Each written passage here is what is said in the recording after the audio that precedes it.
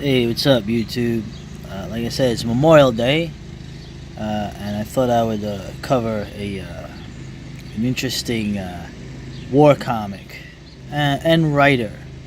Um, this is Enemy Ace. Enemy Ace came out, I believe, in like the late '60s, early '70s. It was a backup for the various DC war comics.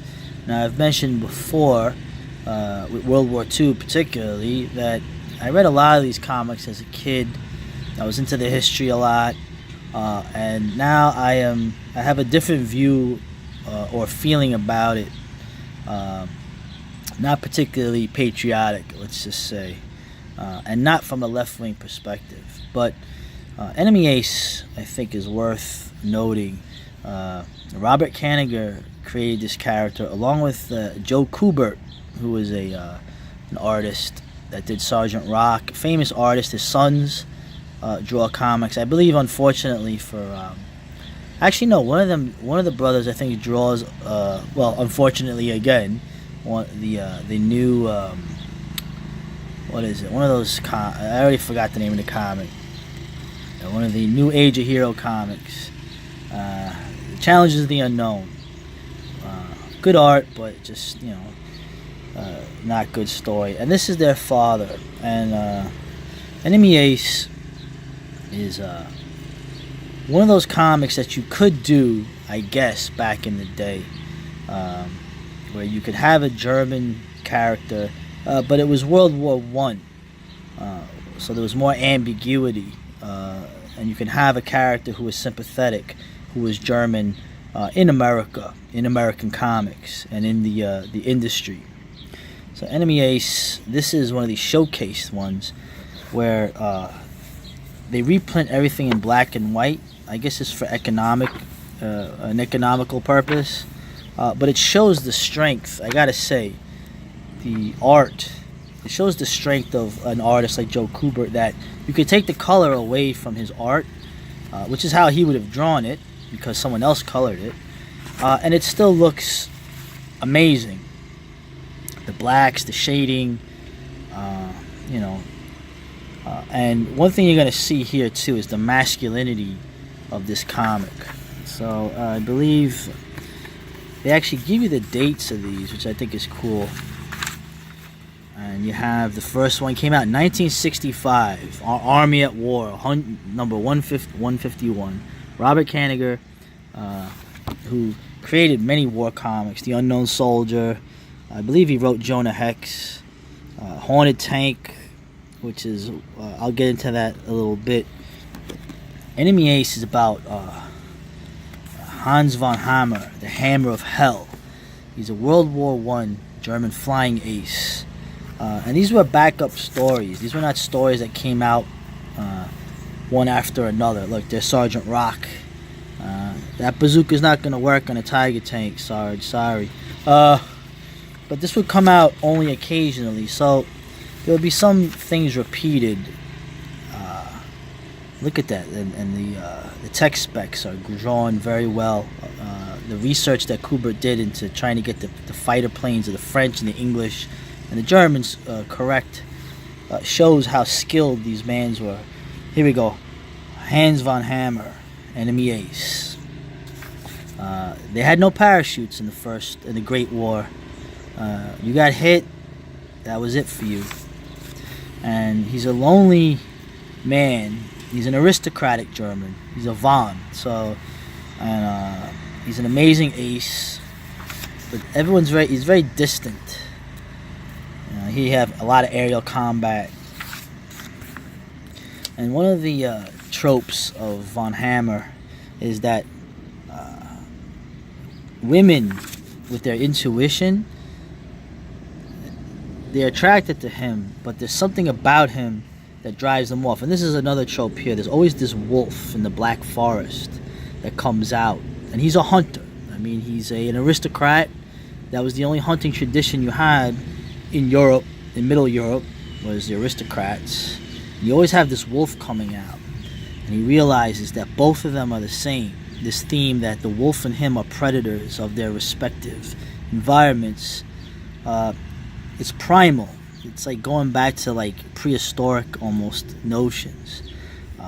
And he is a killer, but he's not happy about it. He's not emotional about it. He does what needs to be done, because his killer be killed up in the skies over Europe in the great catastrophe of the Great War that helped to sow our fate. And like I said, women are attracted to him, but when he touches them, they sense that he's a killer, and they seem to be very frightened. Usually the women that are attracted to him are sane women with morals. So there's women that are attracted to sociopaths that we know about, but in this, he's a good man, and so those women are, they don't know why, but there's something about him that they're afraid of, and so he's always going to be alone, and he's always going to lose many pilots that he goes up with, and he comes back. And so, like I said, these have this repeated trope in a lot of these comics, because it wasn't a continuing comic. It would show up like once a year or twice a year as backup. So the art goes on, stories go on. They started to add like bad guys into it. They actually have allied enemies that come in, and this guy is a German who's a big bully. He likes to attack unarmed planes, and he's not having it. So you have a good comic, very anti-war, and this is the whole key. Okay, using a German character, they can have this ambiguity of the wars, like the Japanese do, where it's just a killing field. I would get this. This is good stuff. A lot of art, and I want to mention another artist in this, because Joe Kubert did the original stories, but there were other stories that came later. Some of the art is not as good as his, but there was an artist that did Robert Kanigher wrote it. There was an artist named John Severin who did some later stories. This man is probably one of the most underrated artists in comics that has ever existed. He's known primarily for drawing for Cracked magazine, which is like a Mad magazine knockoff. But this man's art, he drew a lot of this other war comic called The Losers. His art is just amazing. If I could draw like this guy, I would be real happy, And the story is always the same. You have a British woman who wants to avenge her brother that he shot down. The French are shown as a constant enemy who endure, since this is in their homeland where this is being fought. And look at this art. Look how beautiful the woman is, even though she's dressed as a man. And a lot of tragic stuff. And you could do it because there's no gung-ho Americanism in this. You have a German character. And you have, you have all kinds of tragedy going on. And here we have more John Severin art. He passed away a couple of years ago, as did Joe Kubert. But look at this art. This is just great stuff. Very melancholy. Not gung-ho. I mean, this is already the late 60s, early 70s, so Vietnam is already showing that this war thing is not working out for us, any of us. And so that's Enemy Ace. Now I'm going to show another comic that Robert Kanigher drew, written by Sam Glanzman, the GI Combat, featuring the Haunted Tank. Now this was a crazy idea of a American tank crew whose ghostly guardian was Jeb Stuart of the Confederate Cavalry fame. You can't have this comic now, obviously, the Haunted Tank. They've actually done reboots of it where they, of course, do what they do with the Confederacy and all that. But and the Haunted Tank stories were a little more conventional, most of them. But as the years went on, Robert Kanigher, look at that old video game, Tron. That's a good movie. Anyway, like this story is all right.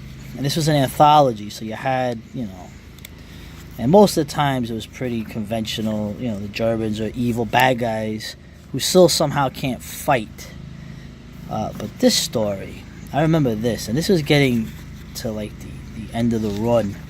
this story is about the Kanigher character who sends out men in the M4s. The British call them Shermans. I'm an American, so I'm going to call them we call them M4s. And this was a really brutal story. This was already 1982. This comic would stop being published, I think, 6 years later. But you started getting more of these really brutal stories by Robert Kanigher. And Sam Glanzman, a very underrated artist too. Very good artist, Sam Glanzman. And Commander he has to write the death certificates of the tankers. And so there's a bad incident that happens where he actually goes out to try to help the Haunted Tank and the other tanks with them. And it's just a brutal, I mean, they're fighting Tiger tanks. These M4s would have no chance, although from behind they would. And it's just brutal. Men being burned alive. This guy, an American guy who's... he attacks them because he's all shell-shocked. They run over him by accident. I'm a little kid. I was a kid reading this. Already the horrors of war are being shown in a comic. This is to make you look at this for what it was, which World War II was. It wasn't this glamorous fighting for the justice of the world stuff. It was a meat grinder, just like the First War, And all the guys he's with are dead, and this is the Haunted Tank commander, saves them. And it was kind of a funny story because this was a Haunted Tank story that had no ghost of Jeb Stewart talking. It was a straight up war story. And at the end, this guy, he wanted to write the loved ones of the men who died horribly. He wanted to tell them how they died. He can't. So he just writes the same form letter that he always wrote because he couldn't tell these people how they died. Well, it's Memorial Day, and I guess this is a good way to end it. These men, in my opinion, all died. Well, I'll just leave it at that. They're gone, and they will slowly be forgotten like everything else. But like I keep saying, it's not over. The real stories will be told someday and kept alive of the horror of these wars, these brother wars that must end if we're to have any kind of future as European people and all peoples of the world. So, all right, signing off. Whoop.